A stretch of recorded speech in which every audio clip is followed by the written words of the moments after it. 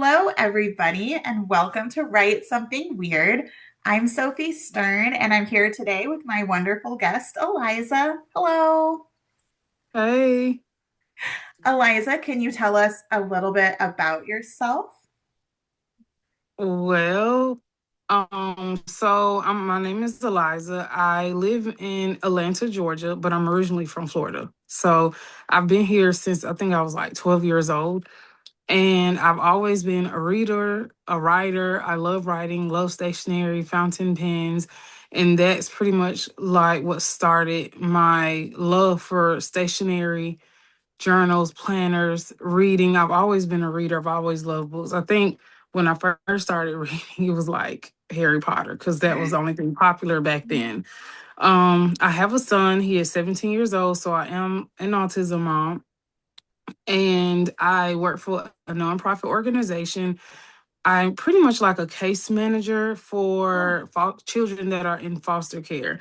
So we are a nonprofit. We run, it's pretty much like a group home, and it's pretty much like the only group home in the county of Henry County. So we have like 24 children, and I just pretty much like oversee their cases, like making sure they have like their medicals, dentals, making sure they have visits with their parents and things like that. So I've been working there for like 6 years. I probably don't plan on leaving unless I just get rich or something. But so in my leisure time, I just pretty much like journal, plan, make videos, and read. I love Dave and Buster's. Like I love playing games and things like that. And I love the beach. And during the summers, I try to go to the beach as much as I can because I'm originally from Florida. So every yeah. summer we were like going to the beach every break. Um, and I think that's about it. Okay, that's so you sound really busy, but also like you have a really like full, rich life, which is really cool. Yeah. And I Yeah. love, I love your journaling, and I found your Instagram, and you're like a beautiful journaler. You are Oh, thank you. amazing. So, is journaling something you do to like de-stress after like a crazy week, or why do you journal? So journaling is more so like for like therapeutic. It's very Mhm. therapeutic that I get out like my thoughts, my feelings, how my day was. So I have, I guess you can say, different types of ecosystems. So I Oh, have like my memory keeping journal where I just journal about things that were like significant through the day, something that made me mad or something that like make me happy. And mhm. then I have like my mood journal, and it's more so for like my therapy sessions, like how Mhm. my mood has been, what's made me sad, what were my triggers that made me unhappy or feel really low. Because sometimes like if I do like memory keeping, I kind of like my journaling kind of gets muddled. So I've learned to like, okay, I'm gonna have to separate like my memory keeping from like my mood journal. And then I have like my research journal where my best friend is like, why do you research dead people? But I research pretty much not, they're all not deceased, but I have like this research journal that I absolutely love. And I'm always looking to learn or improve my education or my knowledge. And I was like, it'd be really cool if I have a research journal. So I research different people, like historical people that maybe like are really significant within just history today. And I researched them according to like what they've done in the past. So for instance, like I'll research historical sociologists or historical philosophers. And then I like print the pictures of their faces. I always print them in black and white because it just looks better. It looks really Yeah. vintage. And I just research them. So that's something that I do every day. I don't really post that one too much Mhm. because oh, I hate taking pictures. That's the worst part. And so I do it, pretty much like that's just escapism. It's also like my coping skill, and it's something that I found myself loving to do.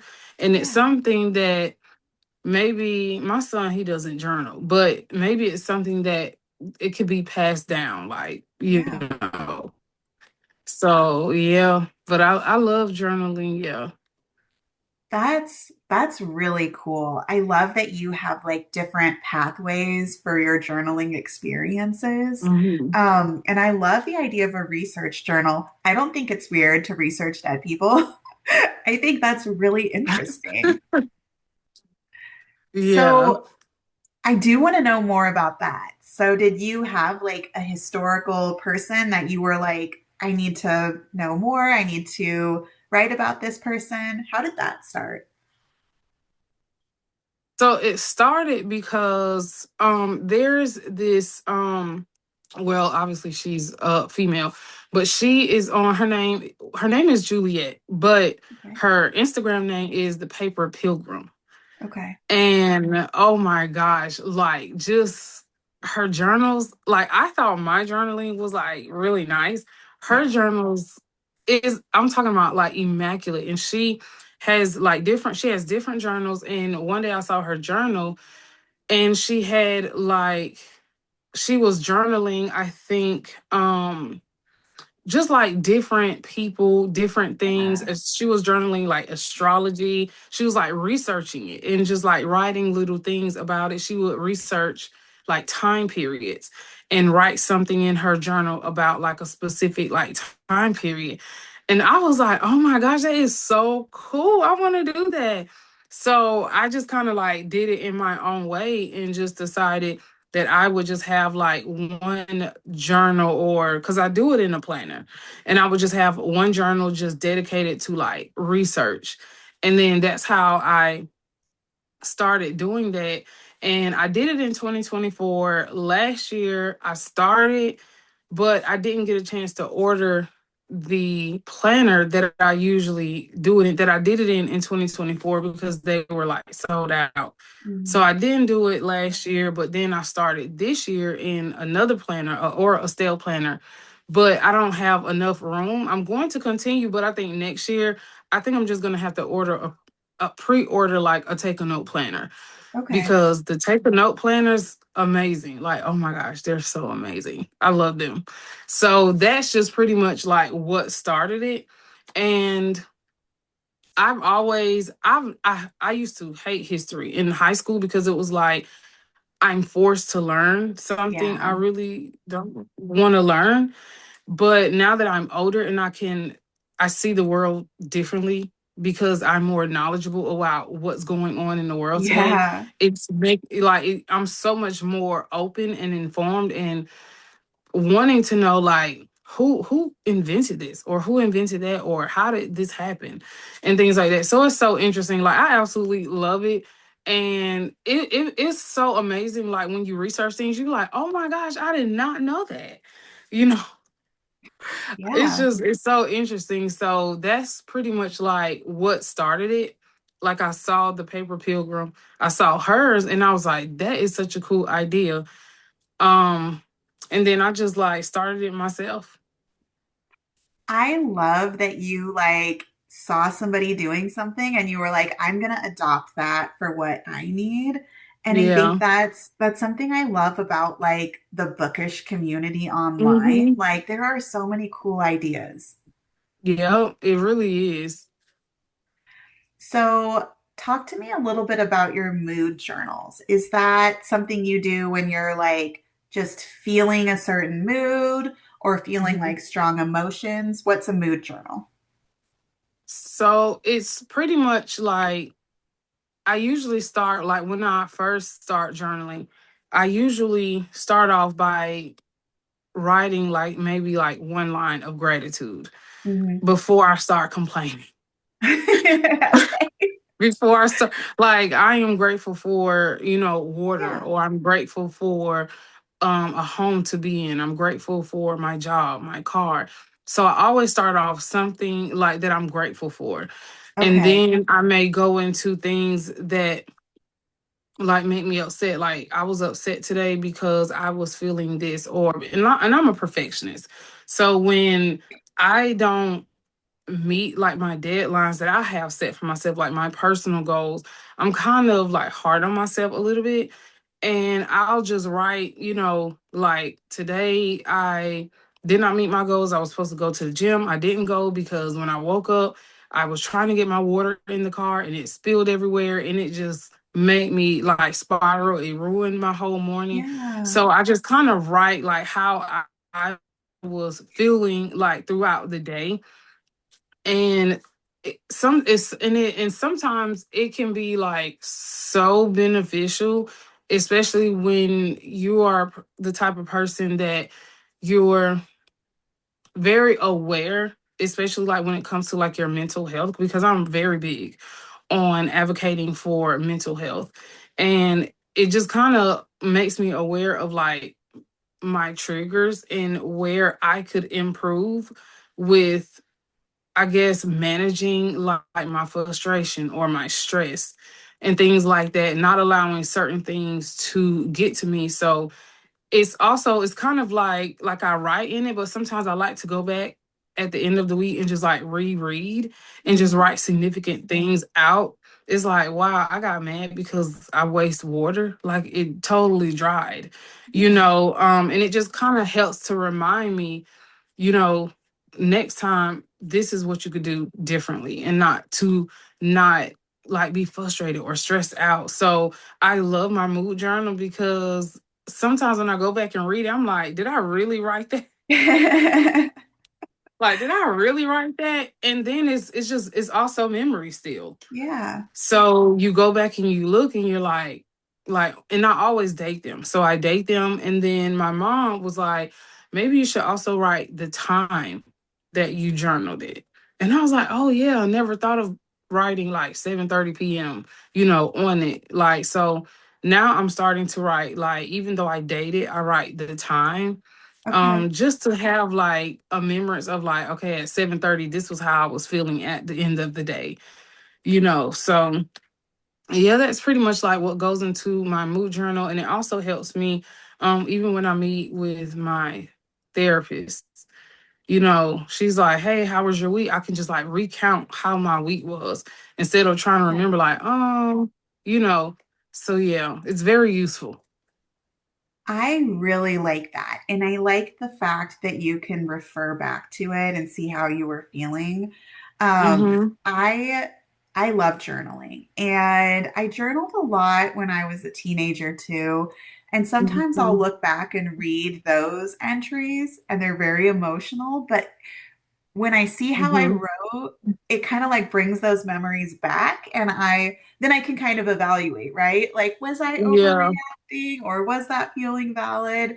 And so I like that it sounds like that's really helpful to you too to kind of have yeah, that perspective of looking at how you were feeling. yeah. I would keep my journals from when I was younger. That would be very interesting. Yeah, it's always kind of fun to see like how we've changed as people. So that's pretty cool. Yeah. So, in addition to journaling, do you do any other types of writing?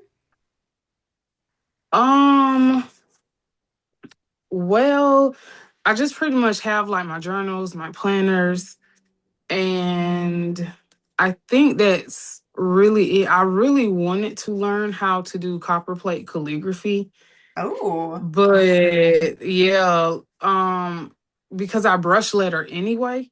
So I was like, I really should pick up learning how to do copperplate calligraphy, but I've looked online like everywhere, and everyone has like all these resources, but no one actually has like the actual worksheets. They'll have yeah. like a book of how to they'll have like the book of teaching you like how to do it. But I'm like, okay, in order to learn, you gotta have worksheets too. Mhm. And so I've had so many resources, but they don't come with worksheets. It's just like an instruction manual. And I'm Oh, like, this is yeah. not what I'm looking for. I'm looking for like actual Oh, worksheets so that I could practice. Because I have the strokes down because Yeah. I brush letter. So I'm really like, if I could learn copperplate calligraphy, I could do so much more. I could do wedding Interesting. invitations.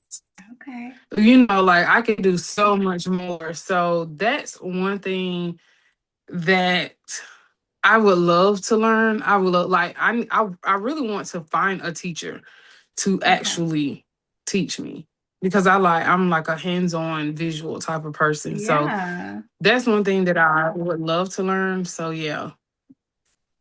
That's really amazing. And Yeah. I feel like as you like explore that, I bet your journaling is gonna like level up even more too. Yeah. Yeah. Yeah. Because Yep. your journaling now is you've posted pictures on your Instagram. It's so beautiful. Thank you. I really love that. And one thing that really struck me as we were chatting is I feel like authors, because you love to read too, I know. I feel like authors Yeah. could probably benefit from also journaling, or maybe even like journaling from the perspective of Hmm. a character to kind of like try to capture those Hmm. emotions. What do you think about that? Hmm. Yeah, there was a book I was actually reading. I think I was reading it like, no, I think it was the end of February. I think February, and it's called Dominion by Okay. Addie E. Kitchens. And when I was reading the book, it kind of felt like I was reading someone's journal. Um, Interesting. yeah, it really felt like I was reading journal entries from both women's perspective that was in the book because I'm thinking like it's like a journal entries with no plot. Yeah. Like I'm reading like thoughts and feelings of someone throughout the story, but it's I was really like there's no plot. There's no plot. It's just like I'm these women are recounting their experiences, but the author was recounting like the experiences of the mom and then of like the girlfriend of the mother's son and Yeah. how they were the author was trying to compare how their stories are similar, how their stories are different but Mhm. similar. And I thought it was really interesting, but it that was something that was really interesting because I did feel like that particular book I was like it's like journal I'm reading someone's journal entries because you can Yeah. really feel like the emotions tied into like the words. And I was kind of it was very interesting story. um, Although I didn't like it as much as I wanted to like it because everyone was like hyping the book up, like, oh, it's but I was reading it, I'm reading it and I was like, where are we, as a reader, I'm like, okay, now where are we going with this? Yeah. But I could definitely I think I resonated with the mother's perspective more, because it was kind of like a book centered around um like African Americans and like their religious perspective on church and family. Okay. And it was just so interesting. And I could resonate with that because like all the things that were happening within the book, I'm like, man, I grew up seeing that. So it was so Yeah. funny. Like she was like describing like how, like how people get in church and say one thing and then they're hypocritical when they're not at church. And I Mhm. was like, that is like so true. So it it's kind of like the author was writing her own journal entries regarding Okay. like faith Yeah. and the black culture in the church. So that's just kind of like how the book it just kind of gave me the like journaling vibes.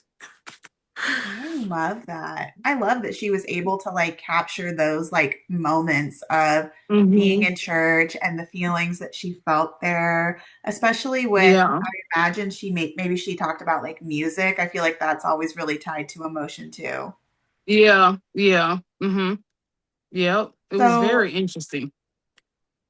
I love that. Like, it's so nice when we find something that just draws us in like that, where we like Hmm. have that high emotion, we have that connection as readers. Hmm. Um, what advice would you give to writers who want to start journaling but aren't sure where to start? I would definitely say do not buy tons of supplies because oftentimes what I see is people are they're like going just like, oh, I want to start journaling, and they're really overzealous about Mhm. starting. So they think that, okay, I need to go get this $50 Archer and Olive bullet Yeah. journal. And it's like, no, you don't. No, you don't. All you need, you can go to TJ Maxx, you can go to Marshalls, Ross, you can Walgreens, you can go to Walmart, go somewhere, get you a notebook and start journaling. And Yeah. as you start journaling, when sometimes over time you do evolve and you may say, okay, I want to pick out this journal from this company. I would say once you kind of get in the feel of, I am going to be consistent and committed, Mhm. because a lot of the times people see things and they're like, oh, they're doing it, I want to do it too. And Yeah. then when they get all this $100 worth of products, they're like, oh, okay, yeah, I'm gonna put that down. That was just like, you know, it was just a fad. I'm not even in Yeah. it anymore. It's like, go get you something very simple. Go get you some simple pens and you Yeah. journal and see, can you be consistent with that every day? And once you feel like this is something I need to incorporate in my life because I see a need for it, then you can venture out and say, I'm going to, maybe ask. I would say always get like advice from like a journal who really journals, and then say, hey, can you give me a recommendation on like what type of journal should I get? And like, I always ask people ask me all the time, like, hey, what brand would you recommend? I tell Yeah. them, number one, what is your price range? Because sometimes people look at the brand and not the price range, and then they look at another brand and it's the same paper. Mhm. Okay. So I always tell them it depends on like what you're looking for. Like, do you want something that's durable? Do you want, because paper is not the same. Do Right. you want Tomo River paper? Do you want like a just a specialty Japanese paper? Like, what is it that you're looking for? If they just want like a simple notebook, I always recommend Astrology. I'm always going to recommend Astrology. It's $20 on Amazon, very inexpensive. It's just as comparable as Tomo River paper, because people get wrapped up in like the Tomo River papers. Like Tomo River paper is like a cult of its own. Mhm. So I definitely would suggest first being no first commitment, consistency. If you know that you're going to be committed and have and be consistent with journaling, then you may be able to like dabble in like other brands, like other higher quality brands, because it gets expensive. It's a very expensive habit. And once you go down the rabbit hole, you will have spent thousands of dollars on planners, stationery, fountain pens, fountain pen inks. Um, because I went down the rabbit hole when I like first started journaling. And Mhm. now my advice would be choose something that's feasible first. And then once you have been consistent and been committed and you want something like a higher quality, then you research. Like, research the companies, research the brands. Is that something that you're willing to purchase? Reach out to other people that have like, just experience with other companies and see like, hey, I'm looking for this, I'm looking for that. What would you recommend? And just taking your time and not buying like a whole bunch of things because it is totally not needed. And I know a lot of times when I do my YouTube, people are like, oh, I get comments like, I wish my, journals and planners can look like that. I don't have any stickers. You don't have to have stickers to have a pretty journal or a pretty planner. Use what you have.